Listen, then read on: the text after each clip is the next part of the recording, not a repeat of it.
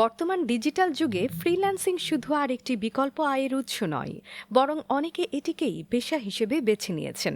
Internet ও প্রযুক্তির সহজলভ্যতা, দক্ষ কর্মীর চাহিদা বৃদ্ধি ও ঘরে বসেই দেশ ও বিদেশের কাজের সুযোগ সুবিধা সবকিছু মিলিয়ে সারা বিশ্বে দ্রুত জনপ্রিয় হয়ে উঠছে ফ্রিল্যান্সিং। এ পেশার সবচেয়ে বড় সুবিধা হল কর্মীর কাজের স্থান ও সময় ঠিক করার স্বাধীনতা। ঘরে বসে বা ভ্রমণ করতে করতেই অনলাইনে কাজ করার এই স্বাধীনতা লাখো মানুষের জীবনে নতুন সম্ভাবনার দ্বার খুলে দিয়েছে।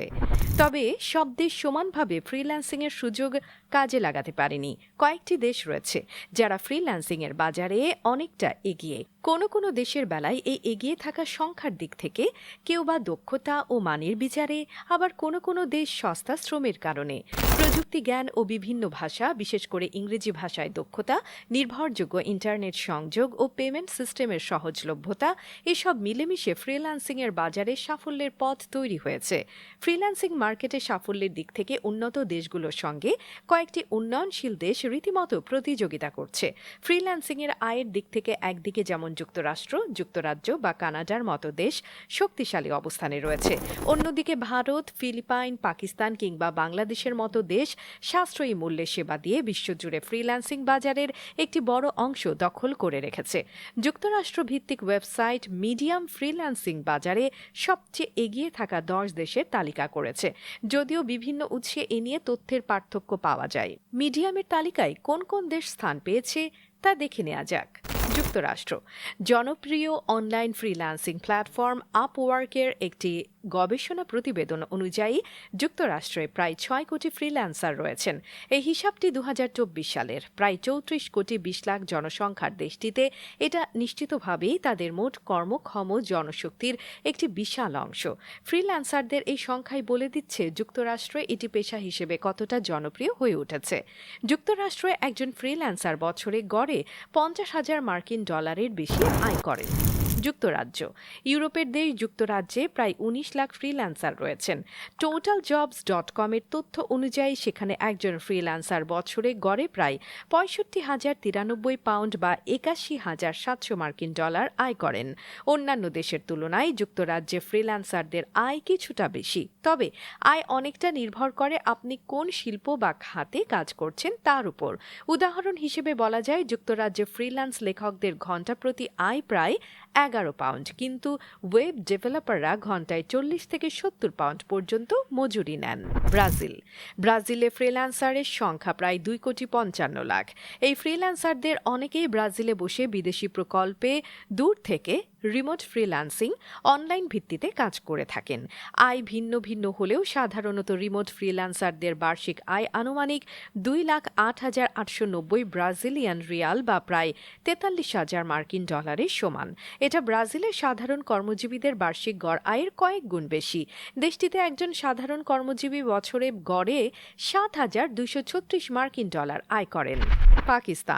পাকিস্তানে প্রায় 30 লাখ ফ্রিল্যান্সার রয়েছেন, যাদের বার্ষিক গড় আয় প্রায় $5,24,393 পাকিস্তানি রুপি।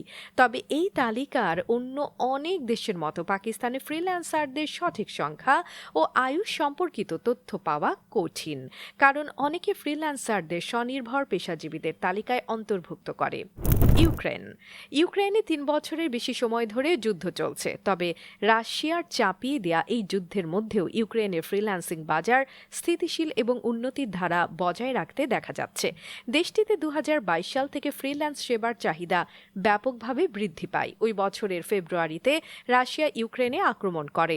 যুদ্ধ পরিস্থিতিতে ব্যবসায়িক প্রতিষ্ঠানগুলো দ্রুত ও সাশ্রয়ী সমাধানের জন্য ক্রমেই ফ্রিল্যান্সারদের দিকে ঝুঁকে পড়ে, যাতে নতুন বাস্তবতার সঙ্গে মানিয়ে নেওয়া যায়। ইউক্রেনে বিশেষ করে প্রোগ্রামিং, ডিজাইন ও কপিরাইটিং খাতে ফ্রিল্যান্সারদের চাহিদা সবচেয়ে বেশি। দেশটিতে প্রায় 30 লাখ ফ্রিল্যান্সার রয়েছেন। ইউক্রেনে একজন ফ্রিল্যান্সার বছরে গড়ে $15,16,000 রিভনিয়া আয় করেন, যা $41,029 সমান। ফিলিপাইনে প্রায় 15 লাখ ফ্রিল্যান্সার রয়েছেন। তবে এ সংখ্যায় যারা শুধু অনলাইন ভিত্তিতে ফ্রিল্যান্সার হিসেবে কাজ করেন তাদের যুক্ত করা হয়েছে। ফিলিপাইনে উচ্চশিক্ষার সুযোগ ও জনগণ ইংরেজি ভাষায় দক্ষ হওয়ার কারণে দেশটি ফ্রিল্যান্সিং বাজারের হটস্পটে পরিণত হয়েছে। সেই সঙ্গে দেশটিতে সস্তায় সেবা পাওয়ার সুযোগও রয়েছে, যে কারণে বিদেশি অনেক প্রতিষ্ঠান ভার্চুয়াল সহযোগী বা এ ধরনের কাজের জন্য ফিলিপাইনের ফ্রিল্যান্সারদের ভাড়া করে থাকে। দেশটিতে ফ্রিল্যান্সারদের বার্ষিক গড় আয় প্রায় $6,000। ভারতে প্রায় 1,50,00,000 ফ্রিল্যান্সার রয়েছেন, তবে এই সংখ্যাটি সুনিশ্চিত নয়। দেশটিতে ফ্রিল্যান্সারদের বার্ষিক গড় আয় $4,856। সস্তা শ্রম বাজারের কারণে ভারত আউটসোর্সিংয়ে বড় গন্তব্যে পরিণত হয়েছে। ভারতীয় ফ্রিল্যান্সাররা মূলত ওয়েব ডেভেলপিং, ডিজিটাল মার্কেটিং ও কন্টেন্ট মার্কেটিং এর কাজ করেন। বাংলাদেশে 2 লাখের বেশি ফ্রিল্যান্সার রয়েছেন। যদিও প্রতিবেশী দেশগুলোর মতো বাংলাদেশের ফ্রিল্যান্সারদের সংখ্যা নিয়েও দ্বিমত রয়েছে।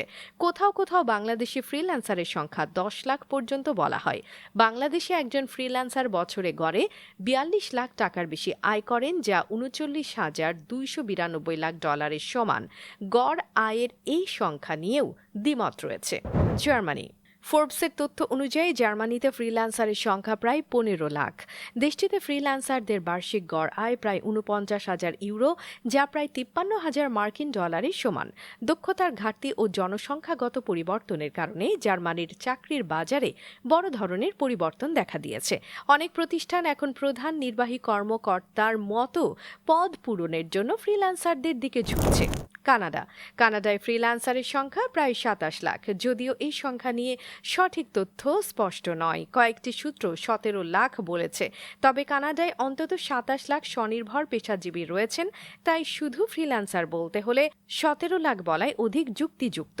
দেশটিতে ফ্রিল্যান্সারদের বার্ষিক গড় আয় প্রায় $28,000 কানাডিয়ান ডলার, যা প্রায় $21,000 সমান।